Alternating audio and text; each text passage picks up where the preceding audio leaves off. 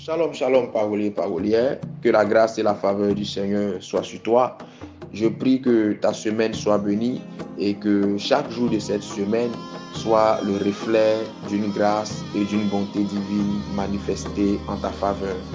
Alors, comme l'information a été diffusée via nos différents canaux de communication, nous ouvrons aujourd'hui une page nouvelle de nos dévotions matinales. En effet, en prélude à la fin de l'année et à la nouvelle année, nous allons ensemble parcourir le mystère des psaumes. Nous allons ensemble parcourir les psaumes et avoir un certain niveau de connaissance un peu plus poussé sur ce livre de la Bible.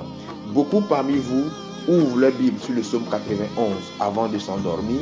Certains parmi vous connaissent même par cœur le psaume 23 et bien d'autres psaumes, mais peu parmi vous maîtrisent la connotation spirituelle et la symbolique mystique du livre des psaumes. En vérité, le livre des psaumes est un livre qui dégage une forte dose spirituelle et une forte dose mystique. C'est la raison pour laquelle la plupart des mystiques utilisent beaucoup les psaumes. Ils utilisent beaucoup les psaumes parfois pour nuire, ils utilisent beaucoup les psaumes pour des pratiques qui ne sont pas très catholiques.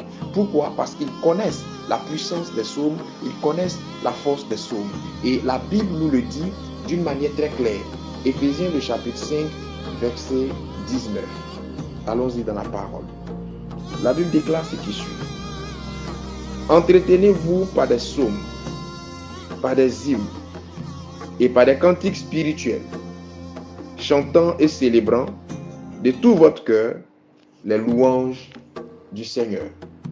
Amen. Alors, ce passage d'Éphésiens vient déjà nous faire comprendre que les psaumes nous aident à nous entretenir spirituellement. Les psaumes nous aident à pouvoir maintenir notre être spirituel à flot, maintenir notre être spirituel dans un certain équilibre. Il n'est pas mauvais de prier comme vous le faites, mais il est aussi bon de prier avec des psaumes. Il est aussi bon de connaître la symbolique des psaumes afin de savoir à quel moment les utiliser. La Bible renferme pratiquement 151 psaumes. Pour certaines versions bibliques, c'est 150 psaumes. Et chaque psaume a une symbolique. Chaque psaume a un usage qu'il faut connaître en fonction d'une situation donnée.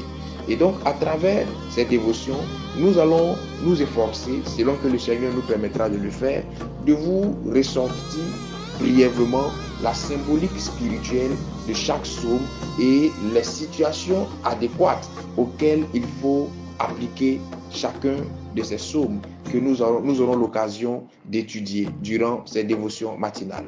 En vérité, les psaumes portent le nom de David. Généralement, on les appelle les psaumes de David, mais le livre des psaumes n'a pas été rédigé par David seul. David a certainement écrit pas mal de textes dans le livre des psaumes, mais au-delà de David, il y a Asaph qui était un chanteur, qui a aussi rédigé des choses dans psaumes, il y a Éman qui a aussi rédigé, et il y a bien d'autres personnes qui ont rédigé le livre des psaumes.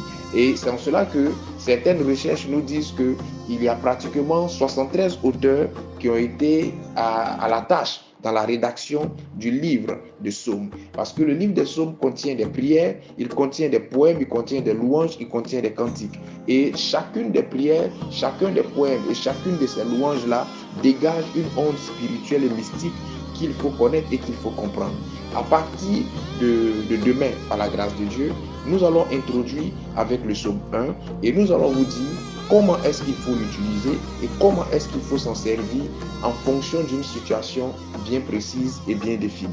Voilà donc ce que nous pouvons dire. Je prie que le Seigneur vous accorde la bonne compréhension des choses. Pour vous qui êtes dans le jeûne avec nous, que le Seigneur vous soutienne et vous permette d'aller au bout de ce jeûne-là. Pour vous qui n'avez pas eu l'occasion de le faire pour des raisons quelconques, nous prions que Dieu vous aide à demeurer dans la prière et à être exaucé du haut des cieux. Que le Seigneur vous bénisse. Excellente journée à vous. Shalom chez vous.